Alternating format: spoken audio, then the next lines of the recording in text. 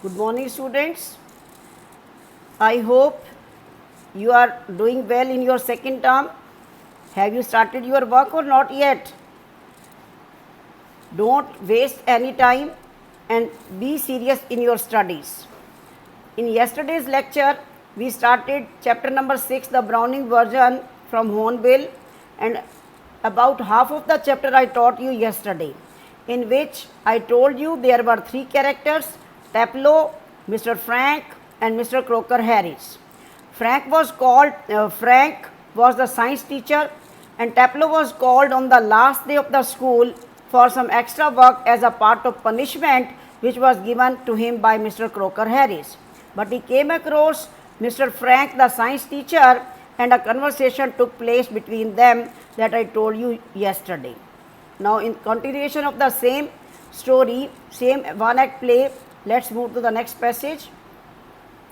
Frank asked him what Mr. Harris told him about being asked about this remove. His remove means result, and form means class. Taplow imitates Mr. Croker Harris and told him exactly what his master answered him. Mr. Harris told him that he will get what he deserves, nothing less and nothing more.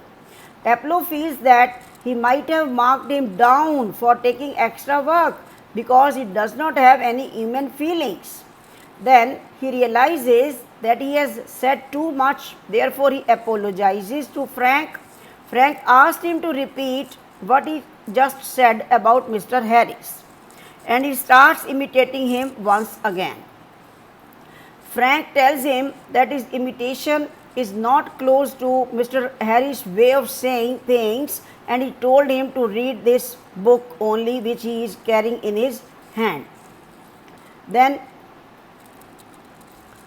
come to the next dialogue. Frank asked him at what time did Mr. Harris ask him to come to school. Taplow told him 6:30. Frank suggests him to go and play golf for a little while as he would be 10 minutes late. And Taplow refuses as he is afraid of what would happen if he shows up in his absence, and he might follow him home as well. Frank tells him that he is a little jealous of Mr. Harris because of the effect he has on all the boys in the class.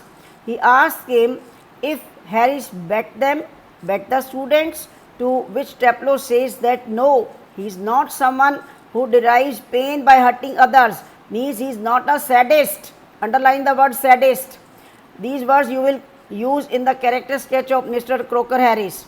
There are one or two other teachers like that who are sadists. Frank asked him to be more specific, and he explains to him the meaning of sadist.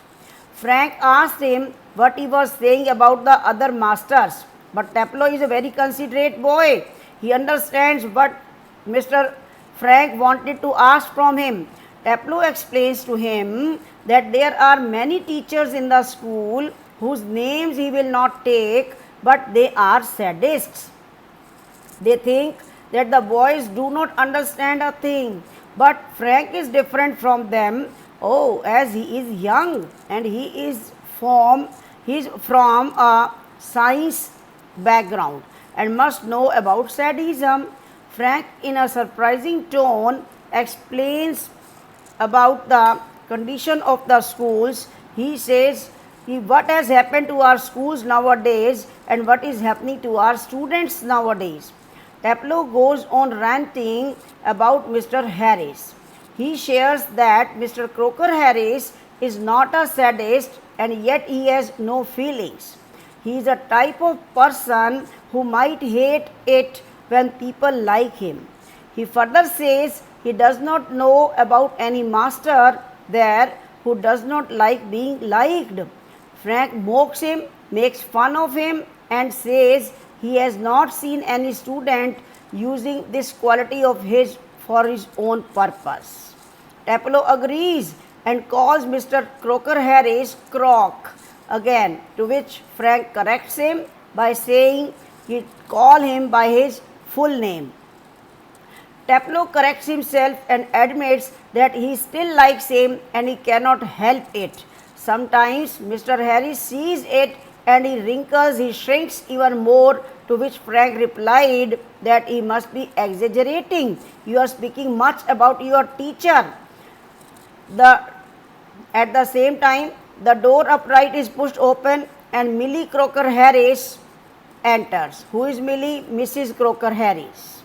She is a thin woman in her late 30s, rather more smartly dressed than the general run of schoolmasters' wives.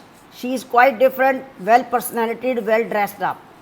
She is wearing a cape and carries a shopping basket in her hand. She closes the door and then stands by the screen watching. Watching whom? Watching Taplow and Frank. It is a few seconds before they notice her. Taplow shares further that one day Mr. Crocker Harris cracked one of his classic jokes to which no one laughed.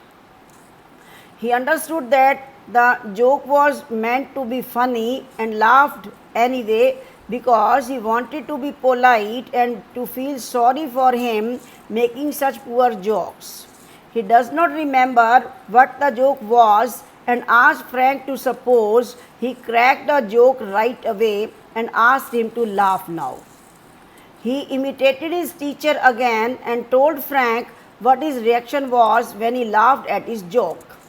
Mr. Crocker Harris asked him to explain the joke to the rest of the class. As he was the only one laughing in the class, it means he was improving in his Latin language.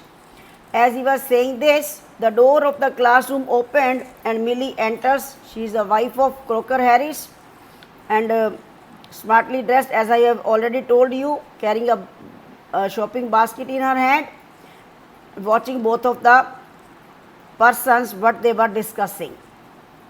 As Frank was joking about telling the joke to others, he saw Millie and stopped talking. He turned around and was relieved by seeing her there and wished her hello. She replied hello without any expressions on her face and put her basket on the sideboard.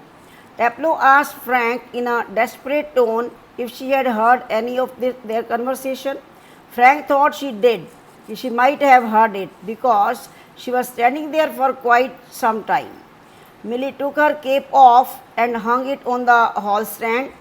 So Taplow is worried and speaks if she did hear them and if she tells the things to the teacher, her husband means, then his remove will be affected, his result will be affected.